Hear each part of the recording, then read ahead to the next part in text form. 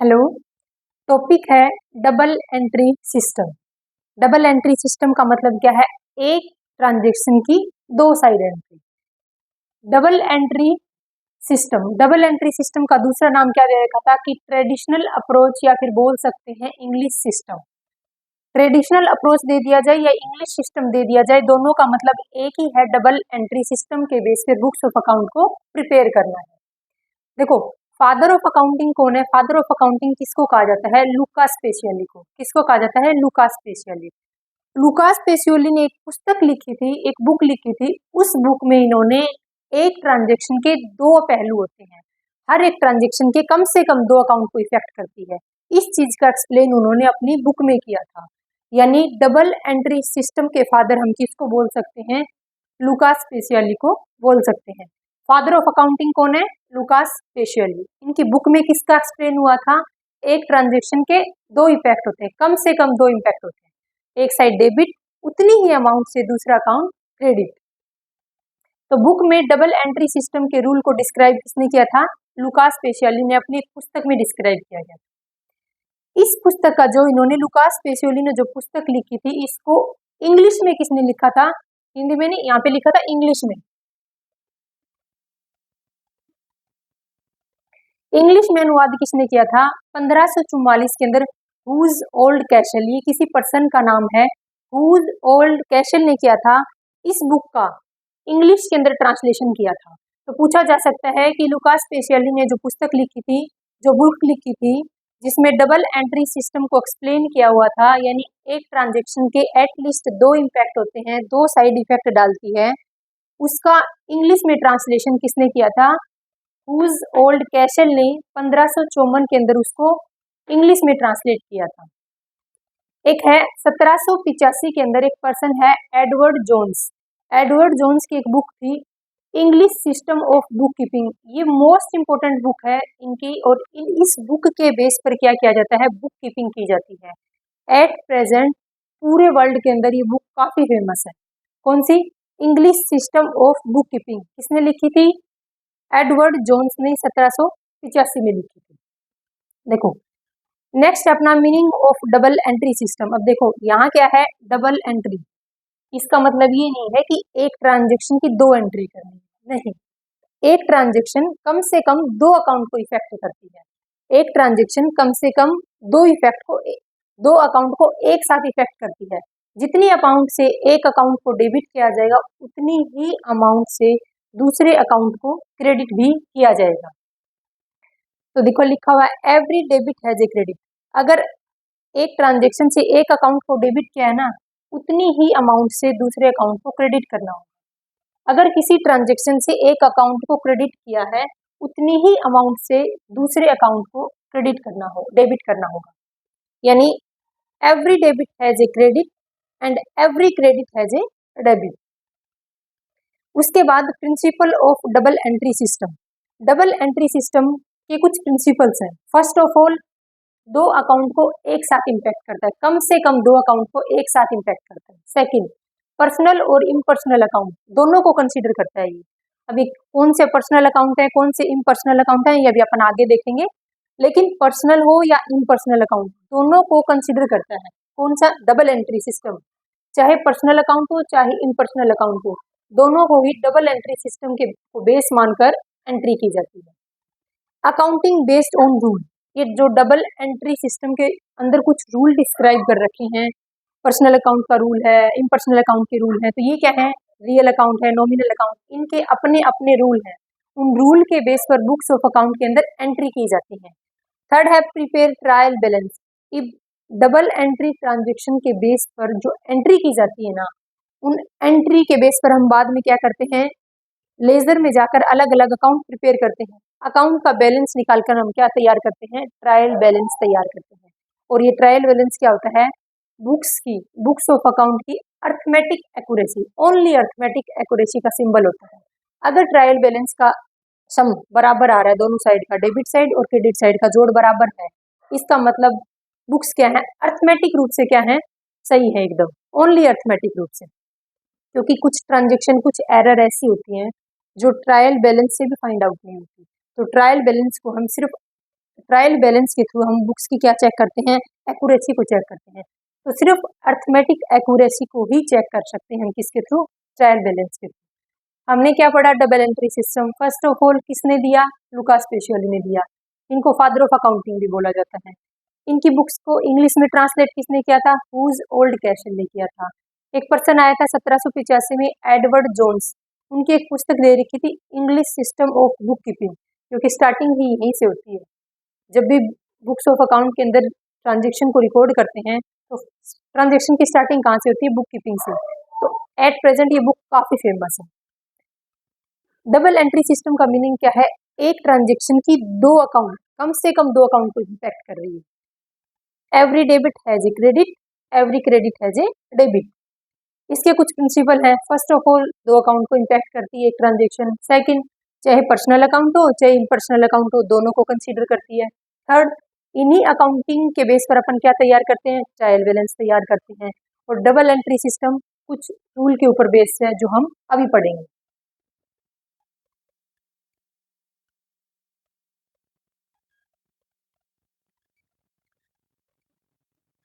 देखो अब टॉपिक करते हैं क्लासिफिकेशन ऑफ अकाउंट्स, यानी बिजनेस से रिलेटेड कोई भी ट्रांजेक्शन को जब बुक्स ऑफ अकाउंट में रिकॉर्ड करेंगे, यानी एक ट्रांजेक्शन के दो एस्पेक्ट को, यानी दो अकाउंट इफेक्ट होंगे, उनको रिकॉर्ड करने के लिए हम अकाउंट्स का क्लासिफिकेशन करते हैं।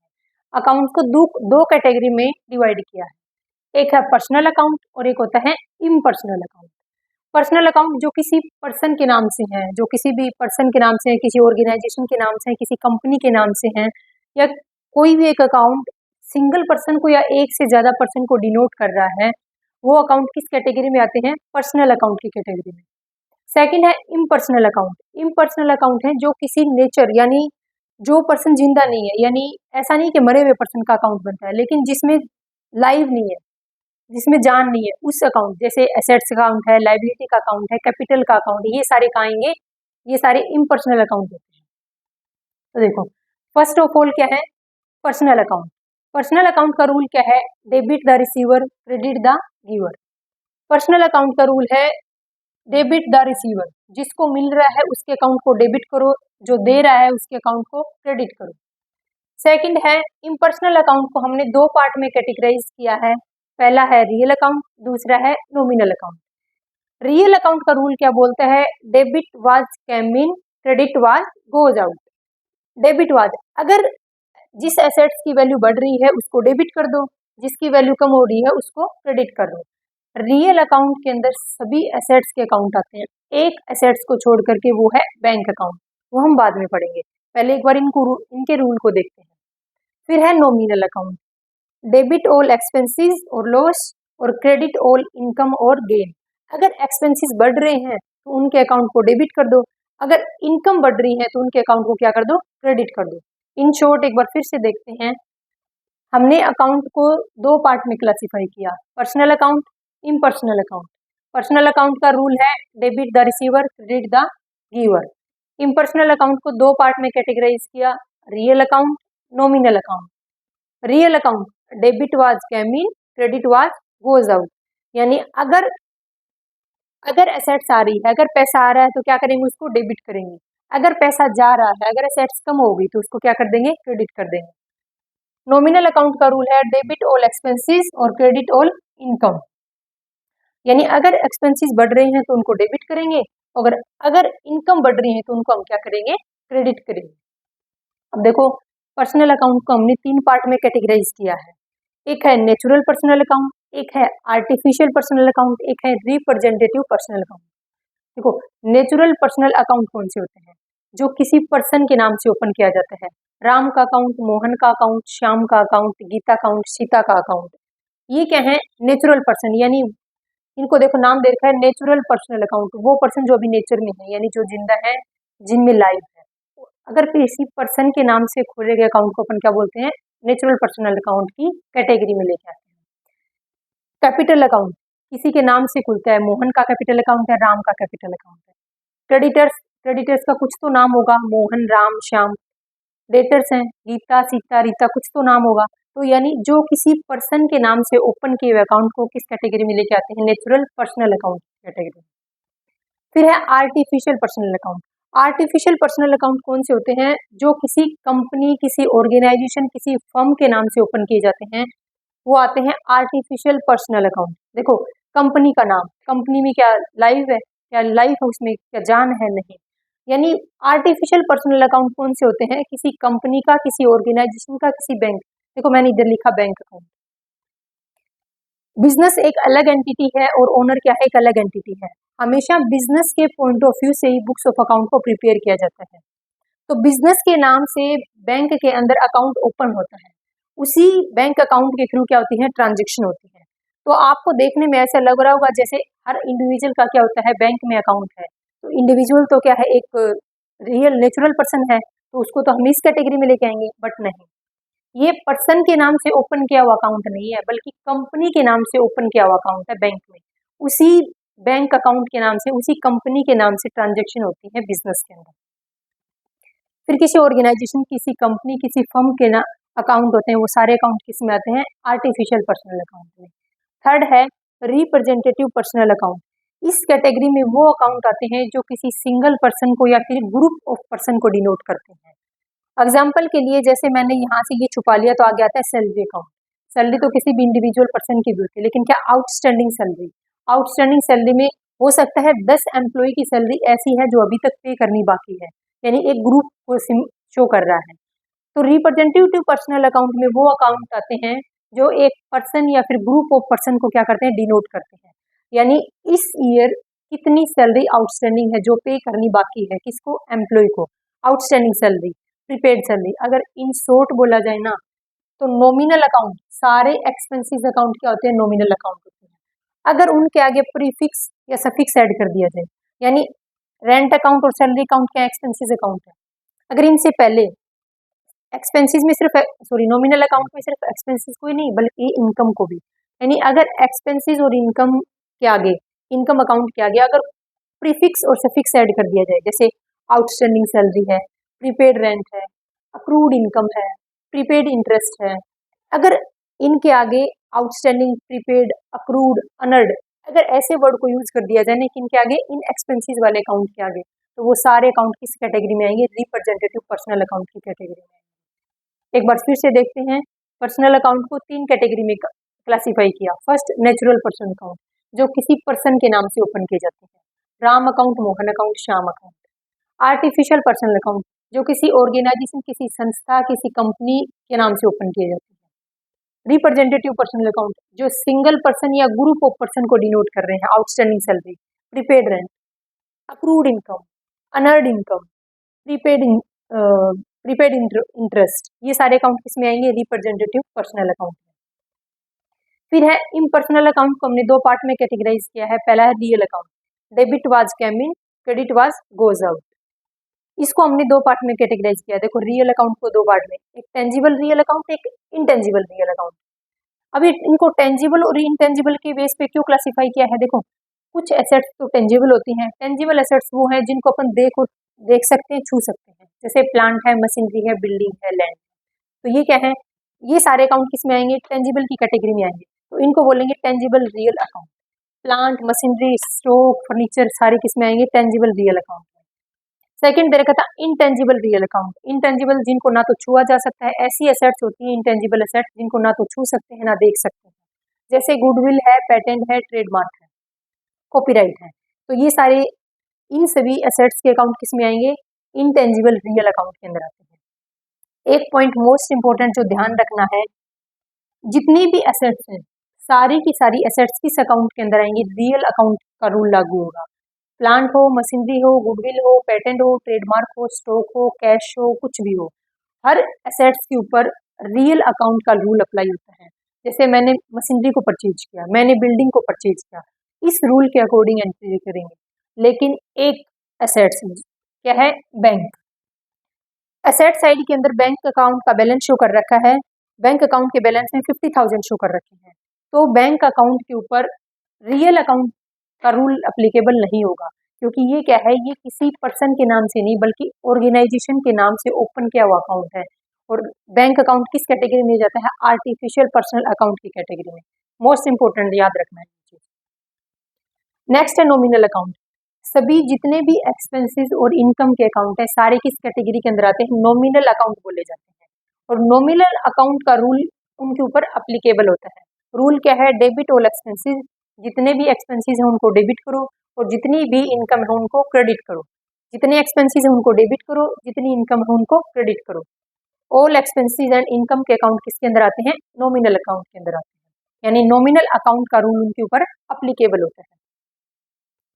तो दो चीज तो ध्यान रखनी है आपको, एक तो बैंक अकाउंट का ध्यान रखना है। बैंक अकाउंट किसी पर्सन के नाम से ओपन नहीं कर रहे, बिजनेस कर रहे हैं हम, बिजनेस के नाम से बैंक अकाउंट ओपन कर रखा है, इसलिए हम बैंक अकाउंट को आर्टिफिशियल पर्सनल अकाउंट में शो करेंगे। यानी ये आर्टिफिशियल पर्सनल अकाउंट का जो रूल है ना, इस ये वाला रूल इसके ऊपर फॉलो होगा। एक ध्यान रखना दे रखा था कि अगर salary, rent, wages, interest, income, commission कुछ भी दे रखा हो, अगर इनके आगे कोई भी प्रीफिक्स या सफिक्स ऐड नहीं कर रखा आगे और पीछे, तो किस कैटेगरी में आते हैं, ये सारे आते हैं नॉमिनल अकाउंट की कैटेगरी में। अगर इनके आगे कुछ भी ऐड कर दिया, आउटस्टैंडिंग, प्रीपेड, अक्रूड, अनर्ड, तो ये किस कैटेगरी में चले जाएंगे, रिप्रेजेंटेटिव पर्सनल अकाउंट की कैटेगरी में चले जाएंगे। अब क्या करते हैं, इन सभी अकाउंट का एक एक एग्जाम्पल लेके देखते हैं वन बाय वन।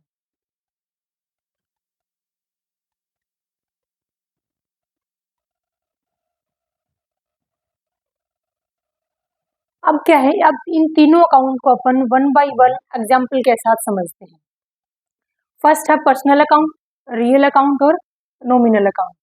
देखो पर्सनल अकाउंट का रूल क्या बोलता है, debit the receiver, credit the giver. जिसको मिल रहा है उसको डेबिट कर दो, जो पे कर रहा है उसको क्रेडिट कर दो। देखो एग्जाम्पल क्या है, 20,000 रुपी पेड टू राम, हमने राम को 20,000 रुपी पे किए। Ram account debit to cash, business से कैश गया, कैश कम हुआ, हमने क्या कर दिया, क्रेडिट कर दिया। लेकिन गया डेबिट द रिसीवर, देखो debit the receiver, receiver receive किसने किए, राम ने। किसको पे किए वैसे, राम को, तो राम के अकाउंट को क्या कर दिया, डेबिट। तो राम क्या बन गया, राम बन गया रिसीवर। ये रूल बोलता है डेबिट द रिसीवर, जो ले रहा है पैसा, जिसके पास पैसे जा रहे हैं उसके अकाउंट को डेबिट कर दिया। हमने क्या कर दिया, राम को पैसे पे किए थे, तो राम के पास, राम के अकाउंट में पैसे गए, तो Ram account debit to cash account. Second example देखो, 20,000 rupee receive from Mohan, Mohan से रुपए रिसीव हुए, यानी मोहन ने क्या किए हैं, पेड किए, किसको, बिजनेस को। तो जो पे कर रहा है उसके अकाउंट को क्रेडिट कर दो, जो पे कर रहा है, जो गिवर है, उसके अकाउंट को क्या कर दो, क्रेडिट कर दो। Cash account debit to Mohan account, business के अंदर कैश आ गया, कैश बढ़ गया, कैश के अकाउंट को डेबिट कर दिया। लेकिन जो पे कर रहा है उसके अकाउंट को क्रेडिट कर दो। मेन यही है पर्सनल अकाउंट के अंदर, जिसको पैसे दे रहे हैं, यानी जिसके पास पैसे जा रहे हैं उसके अकाउंट को डेबिट कर दो, जो रिसीव कर रहा है उसके अकाउंट को डेबिट कर दो, और जो पे कर रहा है उसके अकाउंट को क्या कर दो, क्रेडिट कर दो। ये है पर्सनल अकाउंट। पर्सनल अकाउंट का ऑब्जेक्ट क्या होता है, पर्सनल अकाउंट के थ्रू अपने को ये पता चलता है कि किस पर्सन से, किस व्यक्ति से कितना रुपया लेना है और उसको कितना रुपया देना है। जैसे इस एग्जाम्पल से क्या पता चला, राम को कितने पैसे देने हैं, 20,000। मोहन से कितने रुपए रिसीव हुए थे, तो मोहन से रिसीव हुए अपने को 20,000। नेक्स्ट अपना रियल अकाउंट। रियल अकाउंट किससे रिलेटेड है, रियल अकाउंट बैलेंस शीट की एसेट साइड की सारी एसेट से रिलेटेड है। जितनी भी एसेट्स हैं, सिर्फ एक बैंक अकाउंट को छोड़ करके सभी एसेट्स के ऊपर कौन सा रूल अप्लाई होता है, रियल अकाउंट का रूल। रियल अकाउंट क्या बोलता है, debit was came in, credit was goes out. जो आ रहा है उसको डेबिट कर दो, जो जा रहा है उसको क्रेडिट कर दो। एग्जाम्पल को देखो, plant purchase in cash, cash के अंदर प्लांट को परचेज किया, प्लांट आया, प्लांट को डेबिट कर दो, कैश गया, कैश को क्रेडिट कर दो। प्लांट आया, डेबिट वाज कैम इन, क्या आया था, प्लांट आया, हमने प्लांट के अकाउंट को डेबिट कर दिया। गोज गया, क्या हमारे पास से पैसा गया, हमने कैश के अकाउंट को क्या कर दिया, क्रेडिट कर दिया 70,000 से। देखो जो आ रहा था उसको डेबिट कर दिया और जो जा रहा है उसको क्या कर दिया, क्रेडिट कर दिया। इसका ऑब्जेक्ट क्या है, इस अकाउंट का ऑब्जेक्ट क्या है, इस अकाउंट से बिजनेस की फाइनेंशियल पोजीशन का पता चलता है। बिजनेस की फाइनेंशियल पोजीशन का ही क्यों पता चलता है, क्योंकि इस अकाउंट के अंदर बैलेंस शीट की एसेट साइड की सभी एसेट्स के ऊपर रियल अकाउंट का रूल लागू होता है। तो इससे कंपनी की फाइनेंशियल पोजीशन का पता लगाते हैं। थर्ड है हमारे पास nominal account, debit all expenses, credit all income. जितने भी एक्सपेंसेस हैं सभी के अकाउंट को डेबिट करेंगे, सभी एक्सपेंसेस को डेबिट करेंगे, सभी इनकम को क्रेडिट करेंगे। जैसे है सैलरी पे 20,000, मोहन को सैलरी पे कर दी 20,000 की। सैलरी पे की है तो सैलरी के अकाउंट को डेबिट करेंगे। सैलरी क्या है? एक्सपेंस अकाउंट है, डेबिट ऑल एक्सपेंस। तो हमने क्या कर दिया, एक्सपेंस के अकाउंट को सैलरी के अकाउंट को डेबिट कर दिया, और बिजनेस से कैश चला गया, बिजनेस से कैश चला गया तो उसके अकाउंट को क्या कर दिया? क्रेडिट कर दिया। देखो इसके ऊपर, इस वाली ट्रांजेक्शन के ऊपर नॉमिनल अकाउंट अप्लाई हो रहा है, कैश गया है, इसके ऊपर कौन सा रूल अप्लाई हो रहा है? Real account. Credit was goes out. देखो व्हाट गोज आउट, क्या गया? जो गया उसको क्रेडिट करो, कैश गया था क्रेडिट कर दो। यानी एक एंट्री पर एक से ज्यादा रूल अप्लाई हो सकते हैं। जैसे इस ट्रांजेक्शन में क्या है, नॉमिनल रूल अप्लाई हुआ नॉमिनल अकाउंट का, और यहाँ पर रियल अकाउंट का रूल अप्लाई हुआ। तो नॉमिनल अकाउंट का क्या बोलते हैं, जितने भी एक्सपेंसेस हैं सभी के एक्सपेंसेस के अकाउंट को डेबिट करो, जितनी भी इनकम है सभी इनकम के अकाउंट को क्रेडिट करो। डेबिट ऑल एक्सपेंस और लॉसेस, क्रेडिट ऑल इनकम और गेन। अब क्या है, अब ये रूल पता चल गया अपने को पर्सनल अकाउंट का, रियल अकाउंट का और नॉमिनल अकाउंट का। अब नॉमिनल अकाउंट बनाने के पीछे का ऑब्जेक्ट क्या है? इसके पीछे का ऑब्जेक्ट ये है, ये पता लगाना कि बिजनेस के अंदर टोटल एक्सपेंस कितने हैं और टोटल इनकम कितने हैं। Stage of double entry system, या फिर बोल सकते हैं प्रोसेस भी बोल सकते हैं इसको। तो जैसे हमने बुक्स ऑफ अकाउंट के अंदर अकाउंटिंग कर रहे थे तो अकाउंटिंग की प्रोसेस देखी थी, आइडेंटिफिकेशन, रिकॉर्डिंग, क्लासिफाइंग, समराइजिंग। वैसे ही क्या दे रखा था, बुक्स ऑफ अकाउंट के अंदर जब डबल एंट्री सिस्टम के बेस पर अकाउंटिंग करते हैं तो कुछ प्रोसेस से करते हैं, वही सेम प्रोसेस है जो अकाउंटिंग की है, लेकिन इसमें आइडेंटिफिकेशन करने की रिक्वायरमेंट क्यों नहीं है? क्योंकि डबल एंट्री सिस्टम तब अप्लाई होता है जब बुक्स ऑफ अकाउंट के अंदर एंट्री करते हैं, ये आइडेंटिफाई नहीं करेगा। यानी डबल एंट्री सिस्टम का रूल ही लागू होता है कहाँ से? जब बुक्स ऑफ अकाउंट के अंदर एंट्री करनी होती है। तो कहाँ से स्टार्ट होती है? रिकॉर्डिंग, क्लासिफाइंग और समराइजिंग। समराइजिंग तक, समराइजिंग का मतलब सिर्फ ट्रायल बैलेंस तक ही लिमिट है। उसके बाद फाइनल अकाउंट प्रिपेयर करते हैं, वो डबल एंट्री सिस्टम के बेस पर प्रिपेयर नहीं होते, वो अलग चीज है। डबल एंट्री सिस्टम के बेस पर सिर्फ बुक्स ऑफ अकाउंट के अंदर एंट्री की जाती है, अकाउंटिंग की जाती है। तो फर्स्ट ऑफ ऑल बिजनेस से रिलेटेड ट्रांजेक्शन को रिकॉर्ड करेंगे, कहाँ करेंगे? या तो जर्नल के अंदर करेंगे, अगर बिजनेस का लेवल बड़ा है, ट्रांजेक्शन ज्यादा है तो सब्सिडरी बुक के अंदर करेंगे। क्लासिफाइंग करेंगे, क्लासिफाइंग कहाँ करते हैं? लेजर बुक के अंदर क्या होते हैं, हम अलग अलग अकाउंट ओपन करते हैं, अलग अलग अकाउंट, मशीनरी अकाउंट है, प्लांट अकाउंट है, सैलरी अकाउंट है। क्लासिफाई कर दिया, क्लासिफाई करने के बाद इन सभी अकाउंट से क्या निकाला जाता है? बैलेंस निकाला जाता है, और बैलेंस निकाल के हम क्या तैयार करते हैं? ट्रायल बैलेंस तैयार करते हैं। बैलेंस निकाल कर हम क्या करते हैं? ट्रायल बैलेंस को तैयार करते हैं। तो ये है अपना डबल एंट्री सिस्टम। अब इसके कुछ एडवांटेज और डिसएडवांटेज को देखते हैं अपन।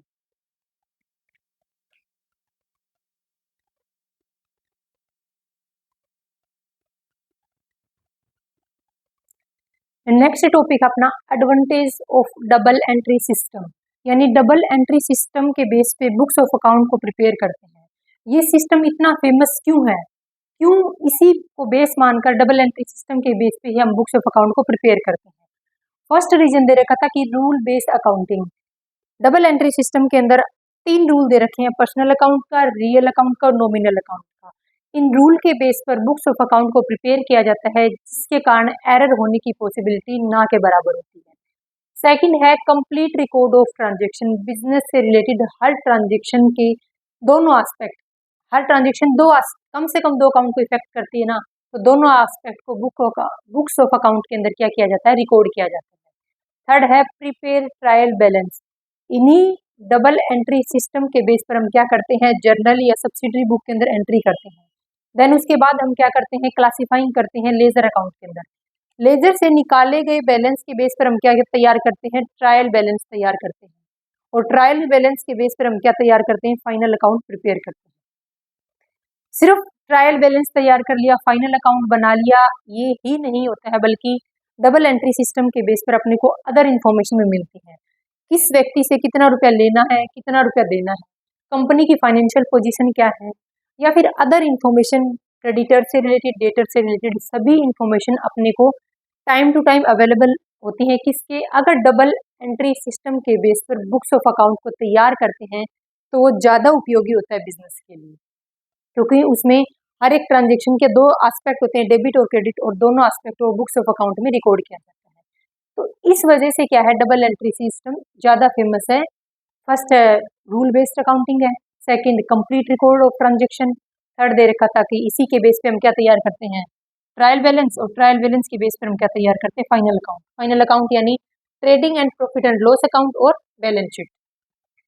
नेक्स्ट हमारे पास disadvantage of double entry system. और अब कोई भी पॉइंट, कोई भी चीज़ है, अगर उसके प्रॉफिट है, उसके लाभ है, तो हानि भी है, कुछ ना कुछ तो नुकसान भी है। अब इसके क्या नुकसान है, इस डबल एंट्री सिस्टम में क्या कमी है? Wastage of time and money.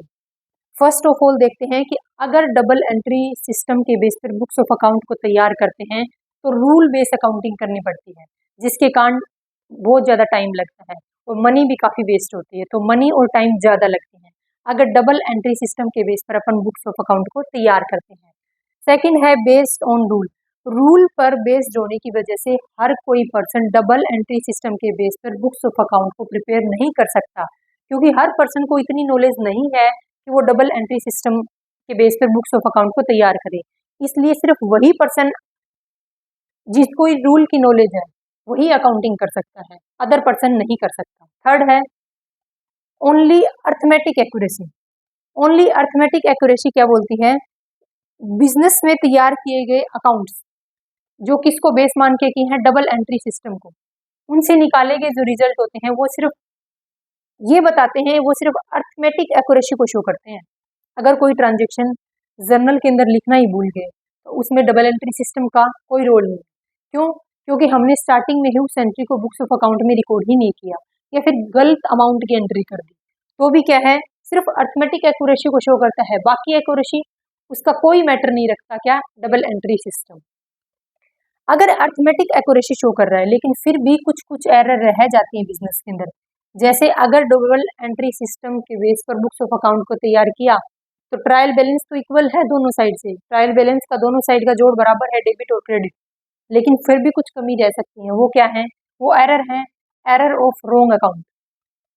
Ram के अकाउंट में क्या करना था, राम के अकाउंट के अंदर पैसा डेबिट करना था और गलती से मैंने क्या कर दिया, श्याम के अकाउंट के अंदर पैसा डेबिट कर दिया, तो ये क्या है, ये भी एक एरर है।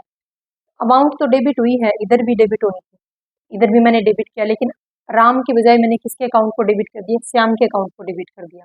तो इस ये जो गलती हुई है ना, इसका at the end of the trial balance भी पता नहीं चलता, क्योंकि जहां ट्रांजेक्शन को डेबिट करना था वहां ट्रांजेक्शन को डेबिट किया है, सिर्फ अकाउंट गलत हुए हैं, सिर्फ गलत अकाउंट में राम के बजाय मैंने श्याम के अकाउंट में लिख दिया, तो इस एरर को हम फाइंड आउट नहीं कर सकते ट्रायल बैलेंस के थ्रू। सेकंड दे रखा था एरर ऑफ ओमिशन। हमें बिजनेस से रिलेटेड कोई ट्रांजेक्शन थी, हमने उसको जर्नल में ही रिकॉर्ड नहीं किया। अगर जर्नल में ही रिकॉर्ड नहीं किया तो कहीं भी बुक्स ऑफ अकाउंट के अंदर उस ट्रांजेक्शन की कोई रिकॉर्डिंग नहीं है, लेकिन बिजनेस से रिलेटेड एक ट्रांजेक्शन छूट गई, उससे उस ट्रांजेक्शन का भी क्या है, ट्रायल बैलेंस के थ्रू, क्योंकि इसके बेस पे हम बुक्स ऑफ अकाउंट को तैयार करते हैं ना, तो इस एरर का भी फाइंड आउट नहीं कर सकते अपन। Error of commission. कमीशन क्या था? कमीशन, एरर ऑफ कमीशन बोलता है कि कोई ट्रांजेक्शन मान लो 420 रुपए की थी और उस ट्रांजेक्शन को मैंने गलती से 240 रुपये रख दिया। हर जगह बुक्स ऑफ अकाउंट के अंदर हर जगह मैंने 240 रुपये से अकाउंटिंग कर दी, पोस्टिंग कर दी हर जगह। अब क्या है, अब भी एरर है, लेकिन इस एरर को भी फाइंड आउट नहीं कर सकते, क्योंकि ये रुपये मैंने कहीं भी लिखे ही नहीं बिजनेस के अंदर। जब एंट्री की मैंने एंट्री ही 240 से की है, तो बैलेंस तो बराबर रहेगा ट्रायल बैलेंस का, एंट्री 240 से हुई है हर जगह, लेकिन गलती तो हुई ना, इस गलती को फाइंड आउट कर सकते। नेक्स्ट दे रखा था कि कंपनसेटरी एरर। कंपनसेटरी एरर का मतलब दे रखा था, मान लो राम के अकाउंट में 50 रुपये लिखने थे, श्याम के अकाउंट में मेरे को 500 लिखने थे। मैंने क्या किया, गलती से राम के अकाउंट में तो 500 रुपये लिख दिए और श्याम के अकाउंट में 50 रुपये लिख दिए। अब ये क्या है, तो एरर, लेकिन ये एरर भी फाइंड आउट नहीं होती ट्रायल बैलेंस से। क्यों? क्योंकि बैलेंस तो सम तो बराबर है, देखो दोनों का 550 और इधर भी क्या है 550, आना तो सम एक ही जैसा है, लेकिन क्या है, गलती तो हुई है ना, एरर हो गई ना, इस एरर को हम फाइंड आउट कर सकते हैं। फिर दे रखा था कि एरर ऑफ प्रिंसिपल। प्रिंसिपल का मतलब दे रखा था, देखो दो तरीके के एक्सपेंडिचर होते हैं, एक कैपिटल नेचर के होते हैं और एक रेवेन्यू नेचर के हैं। तो एक्सपेंडिचर चाहे कैपिटल नेचर का एक्सपेंडिचर हो चाहे रेवेन्यू नेचर का एक्सपेंडिचर, एक्सपेंडिचर के अकाउंट को करना तो अपने को डेबिट ही है। मान लो मैंने प्लांट परचेज किया, प्लांट परचेज किया, उस प्लांट को परचेज किया मान लो मैंने 5 लाख का, उस प्लांट के ऊपर क्या लिया, उस प्लांट को लगाने में मैंने क्या है उसके ऊपर 50,000 की क्या है वेजेस पे कर दी। ये अमाउंट मेरे को कहाँ लिखनी थी 50,000, यानी 5,50,000 का मेरे को क्या है प्लांट की टोटल कॉस्ट आई है। लेकिन मैंने गलती से इसको यहाँ लिखने की बजाय मैंने कहाँ लिख दिया इसको, मान लो रिपेयर अकाउंट के अंदर शो कर दिया। यहाँ मैंने रिपेयर अकाउंट के अंदर 50,000 शो कर दिया, अब एंट्री गलत होगी। देखो साइड ये भी ठीक है, ये भी डेबिट साइड है, ये भी डेबिट साइड है, लेकिन अकाउंट क्या है गलत है। यहाँ पर क्या है, यहाँ पर प्रिंसिपल की गलती हुई है, यानी मैंने कैपिटल एक्सपेंडिचर ना मान के उसको क्या कौन सा एक्सपेंडिचर मान लिया, रेवेन्यू एक्सपेंडिचर मान लिया। तो ये सभी वो एरर हैं जो ट्रायल बैलेंस के बेस पर भी फाइंड आउट नहीं कर सकते। तो डबल एंट्री सिस्टम को अपना कर भी अपन कुछ एरर ऐसी होती हैं जो बिजनेस के अंदर हैं लेकिन उनको फिर भी फाइंड आउट नहीं किया जा सकता। तो ये है अपना डबल एंट्री सिस्टम का कंसेप्ट। Thank you.